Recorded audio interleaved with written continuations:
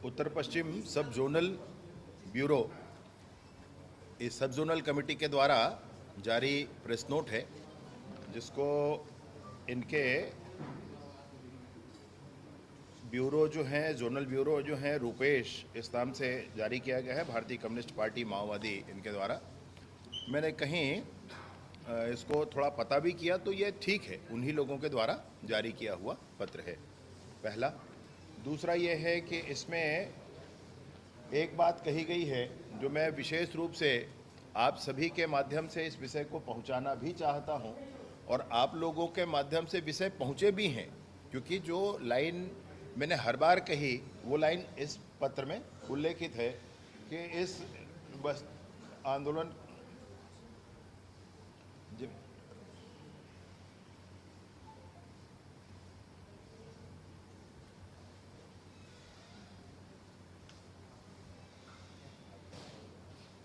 इसमें इन्होंने लिखा है, हम स्कूल, अस्पताल, आंगनवाड़ी, राशन दुकान आदि आदि लिखा है, इसका विरोध नहीं करते हैं, ऐसा इन्होंने लिखा है।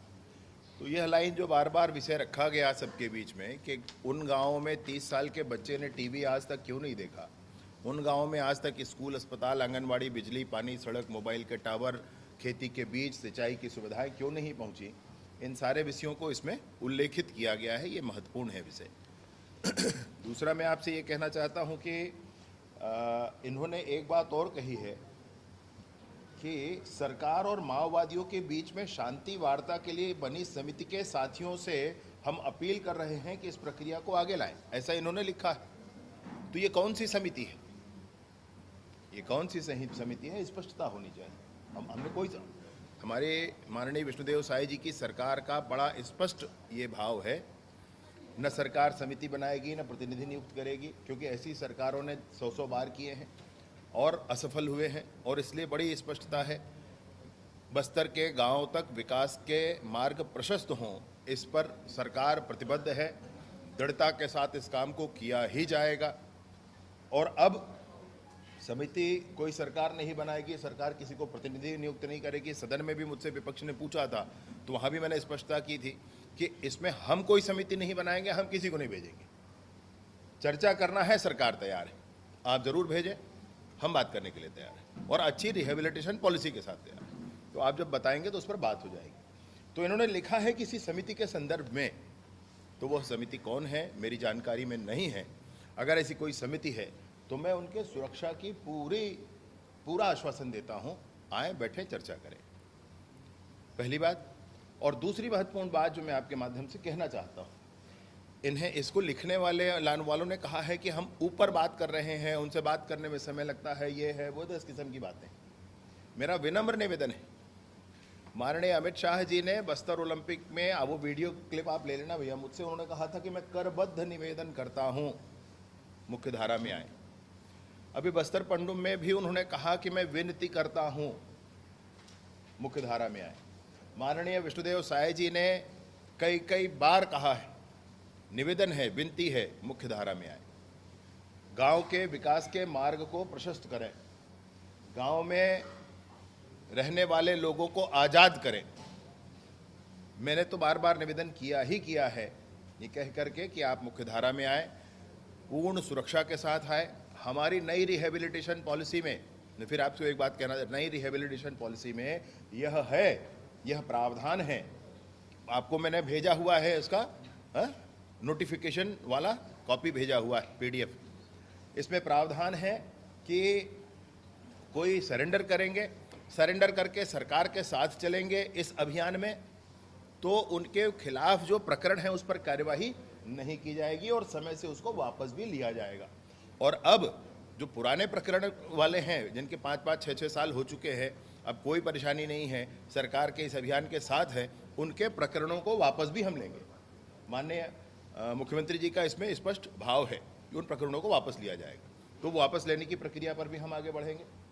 इनसे भी मैं कहता हूं कि किसी और की प्रतीक्षा न करें। मेरा ये विनम्र निवेदन आप जरूर पहुंचा दें वहां तक।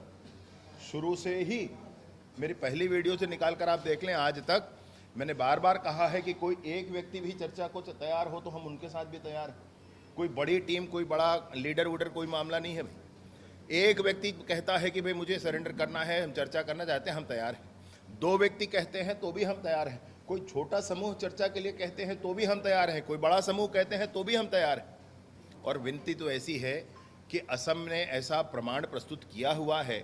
अभी जब बस्तर ओलंपिक हो रहा था तो असम के बोडोलैंड के आंदोलन वाले जो आतंकवादी उस समय कहे गए, जिन्होंने 10,000 की संख्या में समर्पण किया, आज BTR बोडोलैंड टेरिटरी रीजन वहाँ पर है, वो चला रहे हैं और उसमें वो विधायक हैं और आदि आदि बड़ी संस्थाओं में है, अपने लोगों की सेवा कर रहे हैं और अच्छी सेवा कर पा रहे हैं। उनका प्रतिमान लें। हम लोगों ने उनको भी बुलाया था बस्तर ओलंपिक में, गांव-गांव घूम करके उन्होंने इस बात को कहा है। तो यह भी उस समय हुआ है। ऐसे ही प्रमाणों के साथ इतने विश्वसनीय माननीय नरेंद्र मोदी जी की सरकार है, माननीय अमित शाह जी का आह्वान है, विष्णुदेव साय जी का मार्गदर्शन है और उन्होंने भी कहा है। और मैं व्यक्तिगत तौर पर भी इस बात को कहता हूं कि मैं हृदय से लगाकर, मैं सीने से लगाकर और पूरा लाइफ सेटल होते तक ये सरकार खड़ी रहेगी। 4 साल, अब 3.5-4 साल है सरकार के पास, लगभग 4 साल है सरकार के पास। 4 साल में सब कुछ ठीक हो जाएगा। मेरा विनम्र निवेदन है, शीघ्रता करें, बात करें, आगे बढ़ें, रिहेबिलेट हों। और ये पत्र लिखने वाले जो भी हैं, रुपेश जी हैं और जो जिनका नाम है, जो भी सब जोनल इनकी कमेटी है, उत्तर पश्चिम सब जोनल कमेटी है, इनसे मैं कहता हूँ किसी और की प्रतीक्षा ना करें। आपके हृदय में भाव है, आप आगे बढ़ें और जिनसे बातचीत है उनको सूचना संपर्क करते हैं, उनसे भी बात कर लें। ये भी आगे बढ़ें, अपनी बात करें, बात करके आप मुख्य धारा में आए। ये बंदूक छोड़ें, क्योंकि फिर आप बंदूक का जवाब चर्चा से नहीं हो। प्रधानमंत्री आवास एकदम हृदय का विषय पूछ दिया है भाई साहब ने। जिस बात पर आपके पीठ पर डंडे पड़े हों, वो बात जब सामने आती है जिंदगी में, तब तक तो प्रधानमंत्री आवास विगत सरकार ने दिया नहीं था। मोर आवास मोर अधिकार रोक के रखे है भूपेश सरकार, ये बोल करके हम लोगों ने काम किया था। और प्रधानमंत्री आवास के इस विषय को लेकर के 18 लाख आवास देंगे, पहला संकल्प था सरकार का। सरकार के इस संकल्प के उपरांत हमने काम शुरू भी किया। और आपको बड़ी स्पष्टता के साथ कहना चाहता हूं कि जो भ्रम फिर से फैलाने की कोशिश की गई भूपेश बघेल जी के द्वारा, मैं उसमें बड़ी स्पष्टता करना चाहता हूं कि जब विष्णुदेव जी की सरकार बनी उस समय तक प्रदेश में जितने आवास बन चुके थे, निर्मित थे, पूर्ण थे, हम जो 18 लाख आवास की बात कह रहे हैं वो उससे अलग हैं, वो उससे अलग है। स्पष्टता होनी चाहिए। लगभग 9.5 लाख आवास पहले बने हुए थे और बाकी शेष 18 लाख आवास हैं वो अभी बनाए जा रहे हैं। वो बाकी शेष 18 लाख आवास अभी बनाए जा रहे हैं। उसमें बहुत बड़ी संख्या में 3 लाख आवासों में एक साथ गृह प्रवेश हुआ है और 2011 की सर्वे सूची पूर्ण हो चुकी, उसकी भी बड़ी कथा है आपसे कहेंगे तो। और 2011 की सर्वे सूची के बाद आवास प्लस की सूची के भी आधे काम हो चुके हैं और आधे अभी हमको करने हैं। इन पूरे के बाद आवास प्लस 2024 के नाम से नया सर्वे हो रहा है और नए सर्वे में लगभग 6 लाख आवास जुड़ गए हैं, लेकिन ये संतुष्टिपूर्वक नहीं है। अतः 15 तारीख को, आने वाले 15 तारीख को माननीय मुख्यमंत्री जी स्वयं एक अभियान की शुरुआत करेंगे जिसमें जो गांव में आवश्यक, जिनको भी आवास की आवश्यकता है, उनका सर्वे पूर्ण हो जाए, किसी तरह से न रुके। इसके लिए मुख्यमंत्री जी स्वयं इस अभियान की शुरुआत 15 तारीख को करेंगे और 15 से 30 के बीच में आवास प्लस 2024 सर्वे पखवाड़ा मनाया जाएगा। उसमें मुख्यमंत्री जी भी जाएंगे, दूसरे दिन कैबिनेट मंत्री जाएंगे, तीसरे दिन विधायक जाएंगे, सांसद जाएंगे, फिर विधायक जाएंगे, जिला पंचायत के अध्यक्ष और सदस्य जाएंगे, जनपद के अध्यक्ष और सदस्य जाएंगे और फिर लगभग हर एक पंचायत में एक व्यक्ति हम लोग निर्धारित कर रहे हैं जो आवास को ध्यान देंगे। ये सोशल वर्कर्स हैं, ये सोशल वर्कर्स हैं जिनका निर्धारण किया जाएगा। इन सारे लोगों के माध्यम से इस 15 दिन में हम लगभग पूरे आवास जितने की आवश्यकता आज की डेट में गांव में है उसका सर्वे करवाएंगे। सर्वे करवाने के बाद मैं सोचता हूं कि शीघ्र ही इसकी उपलब्धि भी होगी। किसानों की स्थिति है, हाल ही में राजधानी रायपुर की बात आया ना, लेटर आया ना, अलग-अलग तरह से जारी हुए क्या? अलग-अलग तरीके से? नहीं, अलग अलग लोगों ने जारी किया, अलग अलग टीमों ने जारी किया। और मैं इसीलिए कह रहा हूं कि कोई टीम किसी की प्रतीक्षा ना करे। जिनको चर्चा करना है, आगे बढ़ना है, लाइफ सेटल होते तक सरकार खड़ी रहेगी। विष्णुदेव जी की सरकार। थोड़ी और स्पष्टता कर दीजिए रेवंत जी। हथियार डालने के बाद चर्चा होगी कि हथियार नहीं डालेंगे? मैं नहीं कह रहा हूँ कोई, मैं कुछ नहीं कह रहा हूँ, वो जैसी चाहे चर्चा करें, हम भी चर्चा के लिए तैयार हैं। मैं बिल्कुल नहीं कह रहा हूँ कि वो क्या करेंगे, वह ना हम स्वीकार भी करेंगे किसी बात को। मैंने प्रारंभ में ही कहा ना, हम उनको कह रहे हैं कि आप कुछ ये करो वो करो, हम कुछ नहीं कह रहे हैं। और ये भी कर रहे हैं कि कह रहे हैं कि चर्चा करने वाले की सुरक्षा की जिम्मेवारी भी। मैं कुछ नहीं कह, मैं इसीलिए कह रहा हूँ ना, मैं अपने लिए कुछ बंधनकारी रख रहा हूँ ना उनके लिए कुछ बंधनकारी रख रहा हूँ। मैं कह रहा हूँ कि अगर आपको बात करनी है तो हम तैयार हैं। मैंने तो कहा ना उनकी मानेंगे ना हम कहेंगे। जो कानून बने हैं, इससे पहले जो तीनों कानून बने थे, सीपीसी, सीआरपीसी और साक्ष्य अधिनियम, ये तीनों कानून ब्रिटेन में पास हुए थे और भारत में लागू हुए थे। उनको ध्यान है इस विषय का। और इसलिए अभी मोदी जी की सरकार ने, माननीय अमित शाह जी ने सदन में 3 नए कानून, बीएनएस, बीएनएसएस और साक्ष्य अधिनियम, इनको, भारतीय साक्ष्य अधिनियम, इनको नए कानून बनाए और हमारे देश के संसद में पारित कानून लागू हुए। उन कानूनों को पूर्णतः सभी प्रदेशों में लागू हो, इसके लिए सेंट्रल का अभियान है। और उससे पूर्व ही माननीय मुख्यमंत्री जी ने हमारे प्रदेश में अभी क्या क्या लागू नहीं हुआ, क्या क्या शेष है, उनकी समीक्षा की और मुख्यमंत्री जी ने इसका बड़ा स्पष्ट निर्देश दिया कि इन सब चीज़ों को तुरंत ही लागू किया जाए। मैं सोचता हूं कि आने वाले 20 तारीख तक बहुत सारे नोटिफिकेशंस हो जाएंगे और बहुत सारी चीज़ें लागू हो जाएंगी। सर, गुजरात के कांग्रेस अधिवेशन में कृषि जनगणना का मुद्दा फिर से उठा। विधानसभा और लोकसभा चुनाव में ये मुद्दा कांग्रेस ने उठाया था, विफल रहा। किस तरीके से इसको? जवाहरलाल नेहरू जी 17 साल देश के प्रधानमंत्री रहे, इंदिरा गांधी 15 साल देश के प्रधानमंत्री रही, 10 साल मनमोहन जी देश के प्रधानमंत्री रहे, 5 साल नरसिम्हा राव जी देश के प्रधानमंत्री रहे, और दूसरे भी मैं गिनूंगा तो और उनकी संयुक्त सरकारें कितने दिनों तक रहीं, सब कुछ रहे। क्यों न करा लिया पहले तब? एक बात कह रहा हूं भाई, अभी भी देश न टूटे, समाज न टूटे, इस बात को ध्यान रख करके जो भी अच्छा होगा सो कराया जाएगा। इन्होंने कब नहीं करा लिया भाई? पहले। आज राजनीति कर रहे हैं। थोड़ी सख्ती कम बरतें या कोई रणनीति में कोई बदलाव इन शांति वार्ताओं को देखते हुए? भैया मैंने अभी कहा ना आपसे, ना हम कुछ स्वीकार कर रहे हैं ना हम कुछ इम्पोज कर रहे हैं। अभी कोई मसला ही नहीं है इन बातों का। आप जवानों में तो इतना जोश है भैया, जवानों को तो हम आग्रह करते हैं कि भाई थोड़ा संभल कर, थोड़ा रुक कर। ये जोश है कि आज खत्म कर डालें सब कुछ।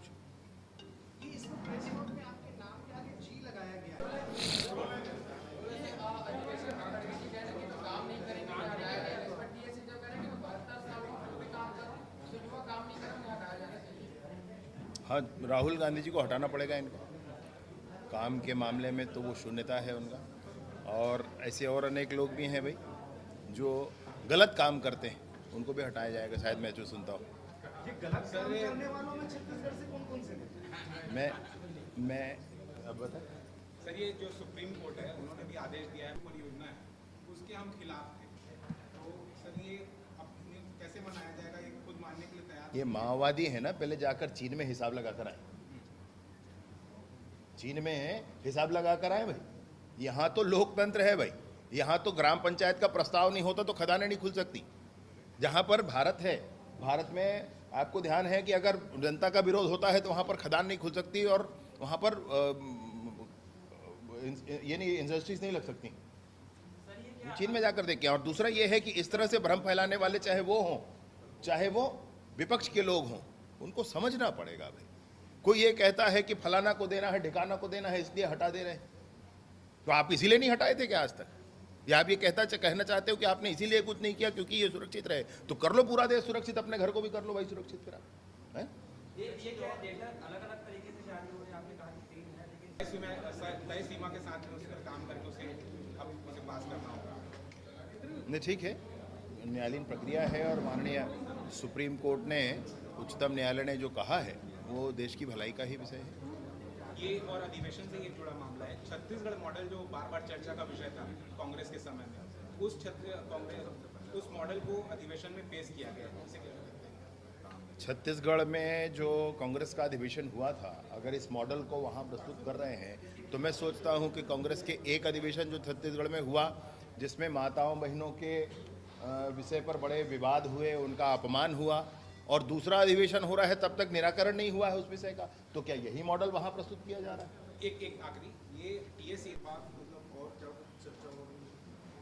प्रेस नोट तो कई बार हो गया जारी होकर के, लेकिन इस पे आगे बढ़ना चाहिए ना। मेरी बात सुनो ना, प्रेस नोट कई बार हो गया भाई, ये दोबारा नहीं, अनेक बार का प्रेस नोट है। अब लेटेस्ट में 28 को अलग हुआ, 2 को अलग हुआ, 8 को अलग हुआ। हाँ? वो दो वाले तेलुगु में थे और अभी हिंदी में है। तो इसमें बड़ी स्पष्टता है, इसमें कोई ये नहीं है। मतलब इस प्रेस नोट के बाद भी मैं आपसे कहना चाहता हूं कि बात करनी चाहिए, उनको आगे बढ़ना चाहिए। मैं तो कह रहा हूँ, अभी आपने कहा कि सरकार पता होगा तो जरूर मुझे पूछ कर बताइए, उनको भी पकड़ लेंगे। अगर दीपक जी को पता है तो बताया जाए, अगर पता है फिर ना बता रहे हैं तो फिर समाज के प्रति उनका भाव कैसा है समझना होगा। मैं आपसे इसमें ये कह रहा हूँ कि कौन क्या कह रहा है छोड़ दीजिए, फॉरेंसिक रिपोर्ट भी 2-4 दिन में आ गया है, आ जाएगा। ये लड़की के जो पिता घर वाले हैं वो मैं आपसे वही कह रहा हूँ, कभी कोई क्या स्थिति किसके मन में है, क्या भावनाएं हैं, क्या है, वो देखना वाला है। प्रामाणिकता के साथ जो चीज़ें आएंगी वो आपके सामने आ जाएंगी। माननीय मुख्यमंत्री जी ने बस्तर में कामों की परिभाषा बदल दी है। माननीय मुख्यमंत्री जी के समय में जिन लोगों को बस्तर के लिए अपॉइंट किया गया वो जाकर ज्वाइन किए हैं। सुरक्षा का भाव लोगों के मन में आया। कोई बस्तर जाने से अब डरता नहीं है, न कर्मचारी न अधिकारी, वो सब जा रहे हैं। आपको थोड़ी दिन में इस बात की भी स्पष्टता हो जाएगी। एक थोड़ा घर के सवाल है, प्रधानमंत्री हर चाकूबाजी की घटना को थानों में नुकीली चीज दिखकर प्रदर्शित किया जाता है। दूसरी एक चीज है कि कभी भी कोई आम आदमी मोबाइल लूट की शिकायत करने जाता है तो उसे केवल गुम मोबाइल का फॉर्म दिया जाता है, FIR दर्ज नहीं हो रही है सर। ये बहुत बेसिक समस्या ऐसा कोई स्पेसिफिक आपको एक आध ध्यान हो विषय तो आप जरूर मुझे बताएं। ऐसे कौन है जो लूट की घटना को गुम लिखेगा? मैं देखता हूँ। सर कल लॉ एंड ऑर्डर को लेकर बैठक हुई थी, उसके बारे में चल रही थी कि जितने जो युवा लोग हैं उन पर हमें काम करना होगा। तो TS सिंहदेव कह रहे हैं कि मैं भी युवा हूँ और मैं युवा होकर इतना ऊर्जा से काम कर रहा हूँ, तो बाकी जो पार्टी में युवा होंगे तो काम करना ही होगा। नहीं, TS सिंहदेव जी स्वस्थ रहें, ईश्वर कल्याण करें। और वाकई वो मेहनती और काम करने वाले इंसान हैं, इसमें कोई संशय नहीं है। वो अच्छा काम कर रहे हैं, मेहनत से काम करते हैं और उनकी अपील अगर सबसे है तो अच्छी अपील है। धन्यवाद आप सभी का। रोकने के लिए, उससे ध्यान भटकाने के लिए ये प्रक्रिया जो अपना रहे हैं लोग, ताकि थोड़ा सा चर्चा के लिए तैयार हो जाए। मुझे इस विषय पर सिर्फ इतना ही कहना है कि जानकार लोगों से चर्चा करने पर वो कहते हैं कि ये उनकी रणनीति भी हो सकती है, ऐसा ज़रूर वो कहते हैं। मैं इतना ज़रूर कहना चाहता हूँ कि चाहे ये जो भी हो, चाहे वो रणनीति पूर्वक इसको कर रहे हों, चाहे वो मन के भावों के साथ कर रहे हों, स्पष्टता के साथ कर रहे हों, जो भी कर रहे हों, मैं इसका स्वागत करता हूँ। परंतु इतना ज़रूर है कि इसमें कोई न शर्त हम मानने वाले हैं, ना हम उनके ऊपर कोई शर्त लगाने वाले हैं। कोई चाहता है तो बातचीत करें, और एक व्यक्ति, 2 व्यक्ति, एक छोटा समूह, बड़ा समूह या सब के सब एक साथ, सबके लिए तैयार है। सर, ये शांति वार्ता जो लगातार आ रही है